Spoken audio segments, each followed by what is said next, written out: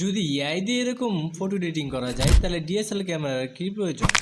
আচ্ছা, যদিও আমার নেই। এখন থেকে ডিএসএলআর ক্যামেরার যুগ শেষ। কি সাক্ষ্য প্রমাণ আছে তোমার কাছে? ফোন দিয়ে আপনারা চাইলে আপনার নর্মাল বোরিং ফটোটাকে এআই এর সাহায্যে ডিএসএলআর মতো করে ফেলতে পারবেন জাস্ট এক ক্লিকে।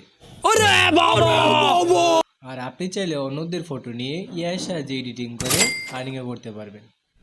ওরা তো জানবে আপনি এডিট করেছেন, ওরা তো আর এটা জানবে না আপনি এআই এর সাহায্যে এডিট করেছেন। তো এখানে আমি আমার বন্ধু ফটো এডিটিং করে দেখাবো আপনাদেরকে। আমারটা দিলাম না, কারণ আমি ভাই ছবি তুলে কেমন হয় ওটা তো তোমরা অলরেডি দেখতেই পারছো। তো কথা না বাড়িয়ে চলুন ভিডিওর মূল টপিকে ঝাঁপিয়ে পড়া যাক। প্রথমে আপনারা গুগলে গিয়ে কেরা লিখে সার্চ করবেন। এটা আবার কিন্তু ওই কেরা না, এবং কেরার সাথে এআই লিখে দেবেন। তারপর যে ওয়েবসাইটগুলো আপনার প্রথমে শো করবে তার একটু নিচের দিকে গিয়ে যেরকম একটা ওয়েবসাইট দেখতে পারবেন, এখানে ক্লিক করে এরকম ইন্টারফেস দেখতে পারবেন। তো এখানে আপনাদের 3টা ইন্টারফেস দেখতে পাচ্ছেন, এর মধ্যে আমাদের লাগবে সেটা হচ্ছে মাঝেরটা। তো এটাতে ক্লিক করলে এরকম একটা ইন্টারফেস চলে আসবে। তো এখানে আপনারা গুগল অ্যাকাউন্ট দিয়েও সাইন আপ করতে পারেন, অথবা আপনার জিমেল দিয়েও সাইন আপ করতে পারেন বা লগ ইন করতে পারেন। তো আমি গুগল দিয়ে লগ ইন করে নিচ্ছি। তো এরকম করে আপনারা করে নেবেন। তারপরে এখান থেকে ইনহ্যান্স করার জন্য এখানে ক্লিক করে আপনার ফটোটাকে অ্যালবাম থেকে সিলেক্ট করে নেবেন বা গ্যালারি থেকে সিলেক্ট করে নেবেন। তো আমি আপনাদেরকে আমার বন্ধুর একটা ছবি অ্যাড করে দেখাচ্ছি। ফটোটা আপলোড হয়ে গেলে এখানে একটা মজার বিষয় দেখতে পারবেন। এখানে আপনার এআইটা আপনার এই যে ছবিটার মধ্যে কি রয়েছে না রয়েছে সব কিন্তু এখানে ইংলিশে টাইপ করে দেন বলছে।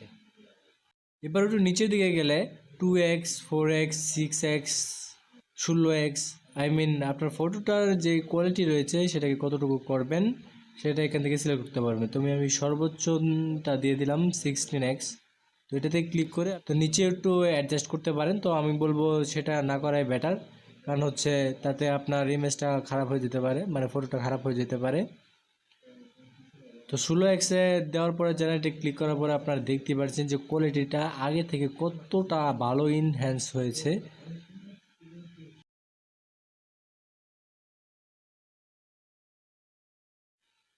তো এটাকে আপনারা চাইলে কি করতে পারেন, এলআর লাইট মোশন যে রয়েছে বা পিকচার যে রয়েছে ওটাতে নিয়ে আরও ভালো করে অ্যাডজাস্ট করে এডিট করে নিতে পারেন।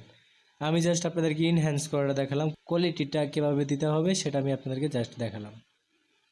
এবার এটাকে সেভ করার জন্য জাস্ট এই আইকনে ক্লিক করে দেবেন, বাস ফটো সেভ হয়ে গেল। তো আবার দেখা হবে পরবর্তী ভিডিওতে, ততক্ষণ আপনারা নিজের খেয়াল রাখুন।